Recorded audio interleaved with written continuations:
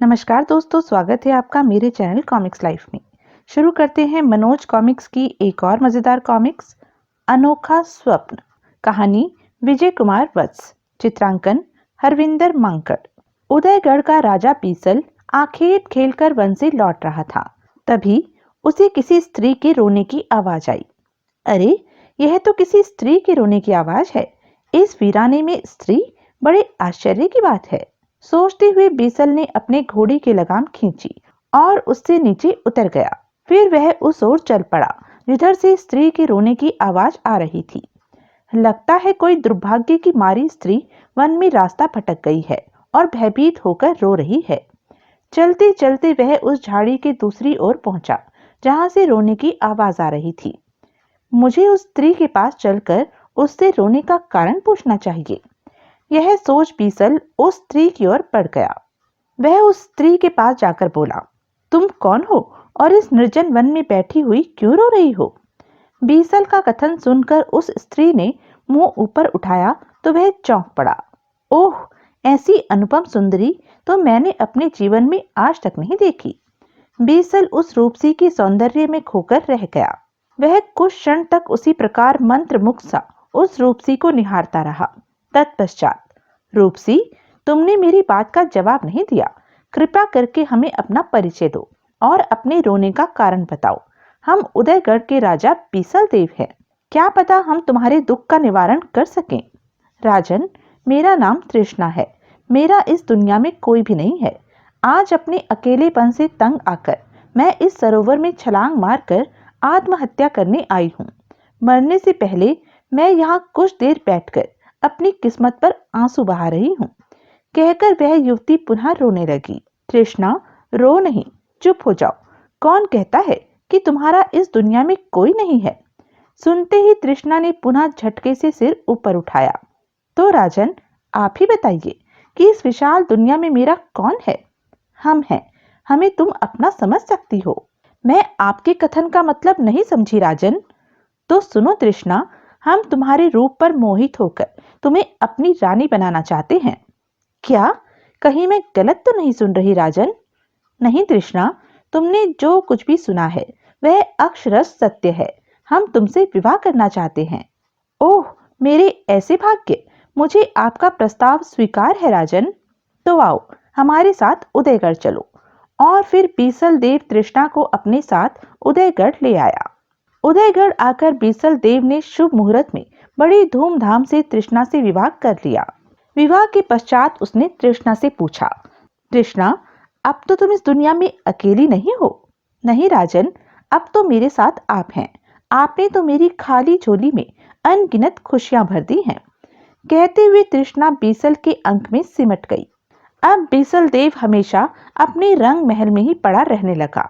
रानी तृष्णा के रूप जाल में फंसकर वह दुनियादारी के अन्य कामों को बिसरा बैठा। रानी तृष्णा तक ही अब उसकी दुनिया सीमित हो गई थी। लो राजन, हमने तुम्हें मात दे दी।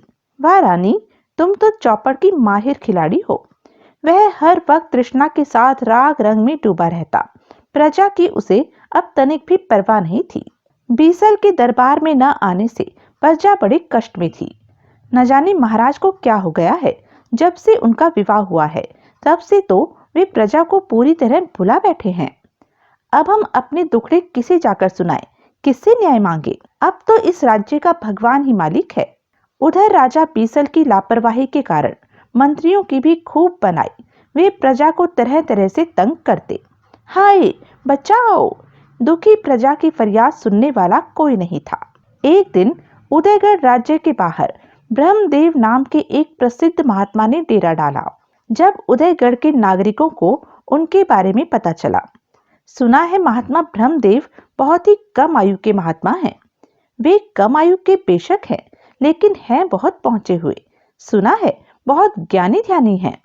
तब तो चलकर ऐसे महात्मा के दर्शन करने चाहिए। उदयगढ़ के निवासी इकट्ठे होकर राज्य से बाहर ठहरे हुए ब्रह्मदेव महात्मा के पास पहुंचे। महात्मा ब्रह्मदेव ने उन्हें आशीर्वाद देते हुए कहा, तुम सब लोगों के चेहरों पर उदासी सी छाई हुई है। इसका क्या कारण है?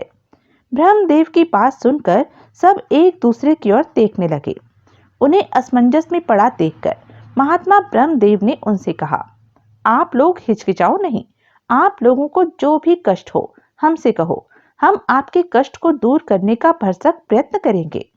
महात्मन, जब से हमारे राजा बीसल देव ने रानी तृष्णा से विवाह किया है, तब से वे अपनी रानी के साथ रंग महल में ही पड़े हुए हैं। उनका विवाह हुए 3 माह हो चुके हैं। इस बीच वे एक बार भी दरबार में लोगों की समस्याएं सुनने नहीं आए। उनके मंत्रीगण उनकी अनुपस्थिति में उदयगढ़ की प्रजा पर तरह तरह के जुल्म ढा रहे हैं, जिनके कारण हम सभी के चेहरों पर उदासी छाई हुई है। इतना कहकर वह आदमी चुप हो गया। उस आदमी से राजा बीसल के बारे में जानकर महात्मा ब्रह्मदेव दुखी हो उठे। वे लोगों से बोले, भाइयों, आप लोगों की व्यथा जानकर हमें अपार कष्ट हुआ है।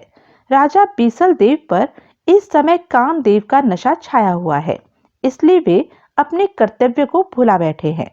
हम आप लोगों की शिकायत लेकर कल प्रातः उनके पास जाएंगे और हम आपको विश्वास दिलाते हैं कि राजा बीसल देव को उनकी गलती का एहसास करा के रहेंगे।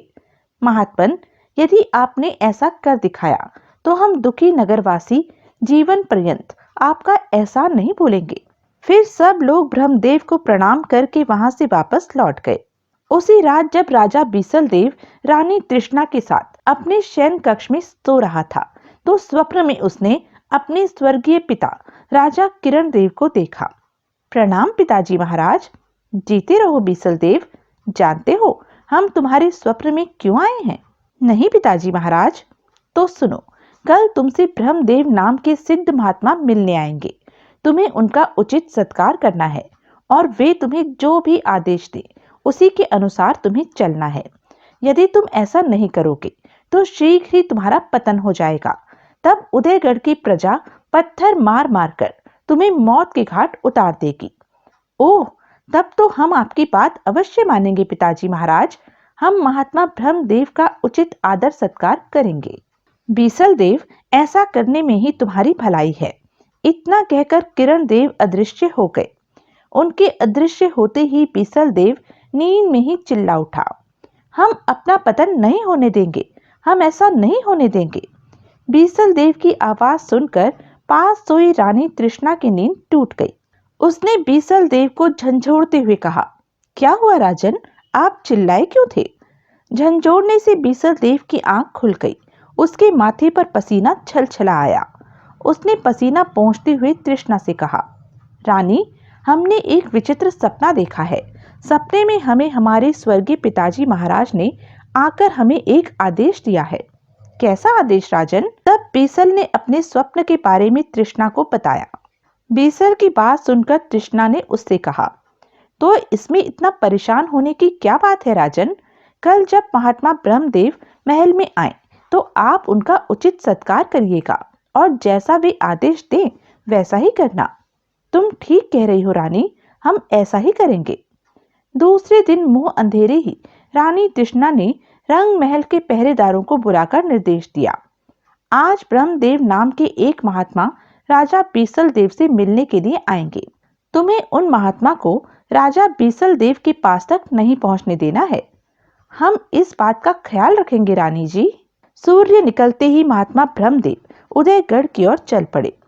हम राजा बीसल देव को राग रंग से निकाल सच्चे ज्ञान की राह दिखाकर रहेंगे।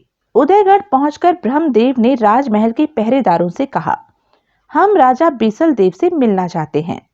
यह सुनकर पहरेदारों ने हैरानी से उनकी ओर देखा।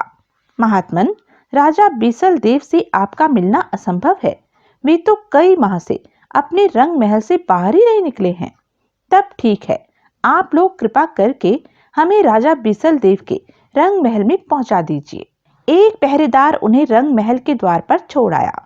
अब महात्मा ब्रह्मदेव रंग महल के पहरेदारों से बोले, जाकर राजा बीसल देव से कहो कि ब्रह्मदेव नाम के एक महात्मा उनसे मिलना चाहते हैं। आप यहीं ठहरिए, हम अभी उन्हें आपके आने की सूचना देकर आते हैं। कहकर पहरेदार महल में चला गया। कुछ देर बाद उसने वापस लौटकर ब्रह्मदेव से कहा, महात्मन, राजा बीसल देव इस समय नृत्य संगीत की महफिल में व्यस्त हैं। महफिल समाप्त होते ही वे आपसे मिलने आएंगे। तब तक आप यहीं रुककर उनकी प्रतीक्षा कीजिए। ठीक है, हम यहीं रुककर उनके आने की प्रतीक्षा करेंगे। अंदर रंग महल में सचमुच ही नृत्य संगीत की महफिल जमी हुई थी। राजा बीसल देव रानी तृष्णा के साथ बैठे नृत्य संगीत का आनंद उठा रहे थे। दूसरी ओर पहरेदार आपस में फुसफुसा रहे थे। महात्मा ब्रह्मदेव को मैंने कैसा मूर्ख बनाया है। मैंने इनके आने की सूचना महाराज तक पहुंचाई ही नहीं है। बेचारे ब्रह्मदेव जी, न जाने कब तक महाराज की प्रतीक्षा करते रहेंगे। इधर ब्रह्मदेव को रंग महल के बंद द्वार के पास खड़े हुए जब सारा दिन बीत गया तो उन्होंने सोचा, लगता है राजा बीसल देव मुझसे मिलना ही नहीं चाहते हैं। तभी तो सूचना भिजवाने पर भी वे सारा दिन मुझसे नहीं मिलने आए हैं। अब मुझे यहाँ से वापस चलना चाहिए। यह सोचकर महात्मा ब्रह्मदेव बीसल देव से मिले बिना ही वापस लौट आए। उधर जब सारा दिन बीत गया और महात्मा ब्रह्मदेव बीसल देव से मिलने नहीं आए, लगता है कल रात हमने जो स्वप्न देखा था वह झूठा था। तभी तो ब्रह्मदेव नाम के महात्मा हमसे मिलने नहीं आए। उस रात जब बीसल देव सोया तो स्वर्गीय राजा किरण देव पुनः उसके स्वप्न में आए। बीसल देव, तुमने हमारी बात नहीं मानी। तुम ब्रह्मदेव से मिले क्यों नहीं? पिताजी महाराज, मैं तो सारा दिन महात्मा ब्रह्मदेव के आने की प्रतीक्षा करता रहा, लेकिन वे मुझसे मिलने ही नहीं आए। यह तुम्हारा भ्रम है बीसल देव। महात्मा ब्रह्मदेव स्वयं तुमसे मिलने के लिए आए थे, लेकिन तुम नाच रंग में इतने लीन थे कि वे चुपचाप लौट गए। और तो और तुम्हारे पहरेदारों ने भी उनके आने की सूचना तुम तक जानबूझकर नहीं पहुंचाई। ओह बीसल देव, मैं तुम्हें पुनः चेतावनी दे रहा हूँ। कल तुम्हें महात्मा ब्रह्मदेव से मिलने के लिए स्वयं चलकर उनके पास जाना होगा। याद रखो, ऐसा नहीं करोगे तो जीवन भर पछताओगे। क्षमा करें पिताजी महाराज, महात्मा ब्रह्मदेव महल में आए भी और मैं उनसे मिल न सका। मैं आपको वचन देता हूँ कि कल मैं स्वयं महात्मा ब्रह्मदेव से मिलने जाऊंगा। दूसरे दिन बीसल देव ने रानी तृष्णा से कहा, महारानी, मैं राज्य के बाहर ठहरे हुए महात्मा ब्रह्मदेव से मिलने जा रहा हूँ। ये क्या महाराज, आज तो मैं आपके लिए विशेष तौर पर अपने हाथों पर मेहंदी लगवा रही हूँ और आज ही आप मुझे छोड़कर महात्मा के पास जा रहे हैं। तृष्णा रूठकर बैठ गई। जब बीसल ने तृष्णा की काफी अनुनय विनय की तो अंत में तृष्णा ने उससे कहा, ठीक है राजन, जब आप जाने की जिद कर ही रहे हैं तो चले जाइए, पर मेरे हाथों पर लगी मेहंदी के सूखने से पहले ही आपको महल में वापस लौट आना होगा। मैं इस बात का वचन देता हूँ रानी तृष्णा। तब तृष्णा से अनुमति ले रथ में बैठकर बीसल महल से चल पड़ा। पता नहीं महात्मा ब्रह्मदेव मुझे कैसा आदेश देंगे। इन्हीं सोच विचारों में डूबा हुआ वह महात्मा ब्रह्मदेव के पास पहुंचा। महात्मा ब्रह्मदेव तो लोगों से घिरे हुए बैठे हैं, मुझे भीड़ को चीर कर इनके पास पहुंचना चाहिए। यह सोचकर बीसल रथ से उतरा और भीड़ को चीरता हुआ महात्मा ब्रह्मदेव के पास पहुंचा और हाथ जोड़कर बोला, महात्मन, मैं आपसे क्षमा मांगने आया हूँ। आप कल मुझसे मिलने हमारे महल में आए, लेकिन आपसे मेरी मुलाकात न हो सकी, इसका मुझे दुख है। बीसल की बात सुनकर महात्मा ब्रह्मदेव मुस्कुराए, फिर कुछ सोचकर बोले, राजन, यदि तुम्हें सचमुच दुख है तो आओ मेरे साथ। पास ही मेरी कुटिया है, वहां चलकर मैं तुम्हें ज्ञान देना चाहता हूँ। चलिए महात्मन। तब महात्मा ब्रह्मदेव उठकर कुटिया की ओर चल दिए। बीसल भी उठकर उनके पीछे चल दिया। बीसल ब्रह्मदेव के पीछे चल तो दिया, लेकिन वह मन ही मन सोच रहा था, यह मैं कहाँ फंसा। मैं राग रंग का रसिया हूँ और ये महात्मा मुझे ज्ञान की शिक्षा देना चाहते हैं। साथ ही साथ उसे रानी तृष्णा का कथन भी याद आ रहा था। ठीक है राजन, जब आप जाने की जिद ही कर रहे हैं तो चले जाइए, पर मेरे हाथों पर लगी मेहंदी के सूखने से पहले ही आपको महल में वापस लौट आना होगा। मैं इस बात का वचन देता हूँ रानी तृष्णा। मैं रानी को वचन तो दे आया हूँ, पर पता नहीं मेहंदी के सूखने से पहले महल लौट पाऊंगा या नहीं। कुटिया में पहुंचकर ब्रह्मदेव ने बीसल से कहा, राजन, तुम्हें आराम और शान शौकत का जीवन अच्छा लगता है। हाँ महात्मन, आओ मैं तुम्हें स्वर्ग लिए चलता हूँ। क्या ऐसा हो सकता है महात्मन? ब्रह्मदेव ने बीसल के प्रश्न का उत्तर देते हुए कहा, बीसल, तुम अपनी आंखें बंद कर लो। 1 मिनट के पश्चात आंखें खोलने पर तुम अपने आप को स्वर्ग में खड़े पाओगे। बीसल ने तत्काल ही आंखें मूंद ली। 1 मिनट बाद जब उसने आंखें खोली तो अपने आप को एक भव्य नगरी में खड़े पाया। वह हक्का बक्का सा चारों ओर देखने लगा। क्या यही स्वर्ग है? वह हैरान सा खड़ा चारों ओर देख ही रहा था कि एक अत्यंत रूपवती स्त्री उसके पास आकर बोली, कौन हो तुम? मैं पृथ्वी लोक का निवासी एवं उदयगढ़ का राजा बीसल देव हूँ। लेकिन आप कौन हैं? यह कौन सी नगरी है? तुम स्वर्ग लोक में खड़े हुए हो राजा बीसल देव, और मैं इंद्र के दरबार की सर्वाधिक सुंदर अप्सरा मेनका हूँ। ओह, तो तुम ही मेनका हो। तुम्हारे रूप के चर्चे तो पृथ्वी लोक तक फैले हुए हैं। बीसल मंत्र मुक्त सा मेनका की ओर देखने लगा। उसे अपनी ओर इस प्रकार निहारते देख मेनका ने उससे कहा, राजन, आप मुझे इस प्रकार क्यों निहार रहे हैं? मेनका, तुम्हारा रूप है ही ऐसा। बीसल की बात सुनकर मेनका खिलखिलाकर हंसते हुए बोली, राजन, आज से आप मेरी अतिथि हैं। आइए मेरे साथ मेरे महल में चलिए। इतना कहकर मेनका ने स्वयं ही उसका हाथ पकड़ लिया और उसे अपने साथ लेकर चल पड़ी। उसके पीछे चलता हुआ बीसल सोच रहा था, आहा, मैं कितना भाग्यवान हूँ। स्वर्ग लोक में आते ही स्वर्ग लोक की सर्वाधिक सुंदर अप्सरा मेनका मुझ पर मेहरबान होकर मुझे अपना अतिथि बनाकर अपने महल में ले जा रही है। अपने महल में पहुंचकर मेनका उसे एक कक्ष में ले गई।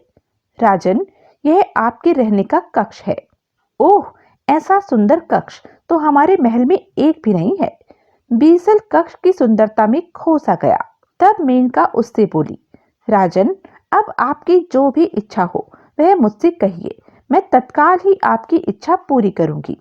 मेनका, हमने सुना है कि इंद्र की सभा में तुम बहुत उत्तम नृत्य करती हो। हम उसी नृत्य को अपनी आंखों से देखना चाहते हैं। बीसल के आग्रह पर मेनका ने बड़ा ही मनोहारी नृत्य उसके सामने किया। बीसल मेनका का नृत्य देखकर दंग रह गया। अब बीसल मेनका के महल में ही रहने लगा। मेनका भी हर समय उसकी सेवा में लगी रहती थी। एक दिन जब मेनका उसके पांव दबा रही थी तो बीसल ने सोचा, मेरी इतनी सेवा तो रानी तृष्णा भी नहीं करती थी, और न ही रानी तृष्णा मेनका के समान रूपवती है। क्यों ना मैं मेनका से विवाह कर लूं? बीसल को विचारों में खोया देखकर मेनका ने उससे पूछा, राजन, क्या सोच रहे हो? क्या पृथ्वी लोक की याद आ रही है? नहीं मेनका, ऐसी कोई बात नहीं है। और फिर पृथ्वी लोक पर याद रखने के लायक है भी क्या? राजन, बातों में न टालिए। आपको मेरी सौगंध है, मुझे सच सच बताइए कि अभी आप क्या सोच रहे थे? तो सुनो मेनका, मैं सोच रहा था कि यदि तुम्हारा और हमारा विवाह हो जाए तो हमारा जीवन सफल हो जाए। बीसल की बात सुनकर मेनका सोच में पड़ गई। फिर कुछ सोचकर बोली, राजन, शायद आप भूल गए हैं कि यह स्वर्ग लोक है, और स्वर्ग लोक के नियम के अनुसार कोई भी अप्सरा किसी भी पृथ्वीवासी से विवाह नहीं कर सकती। ओह! बीसल के मुख पर निराशा छा गई। उसे निराश देखकर मेनका ने उससे कहा, राजन, निराश न होइए। देवराज इंद्र की मुझ पर विशेष कृपा है। मैं आपसे विवाह करने के बारे में देवराज से बात करूंगी। मुझे विश्वास है देवराज इंद्र मेरी बात नहीं टालेंगे और स्वर्ग लोक के नियम में ढील देकर मेरा और आपका विवाह होने देंगे। तब तो मेनका, तुम आज ही देवराज इंद्र के पास जाकर इस विषय में बात करो। अभी भी दोनों इस प्रकार का वार्तालाप कर ही रहे थे कि देवराज इंद्र के विशेष दूत ने वहां प्रवेश कर मेनका से कहा, मेनका, तुम बहुत दिनों से देवराज इंद्र के दरबार में उपस्थित नहीं हुई हो। देवराज इंद्र इस बात से बहुत नाराज हैं। उन्होंने तुम्हें इसी समय बुलाया है। ठीक है, तुम चलो, मैं कुछ देर बाद आऊंगी। मेनका का कथन सुनकर दूत चला गया। तो यह थी अब तक की कहानी। आगे की कहानी जानने के लिए बने रहें मेरे साथ, और हाँ, मेरे चैनल को लाइक, शेयर और सब्सक्राइब करना ना भूलें, और कमेंट करके ज़रूर बताएं कि यह वीडियो आपको कैसा लगा। धन्यवाद।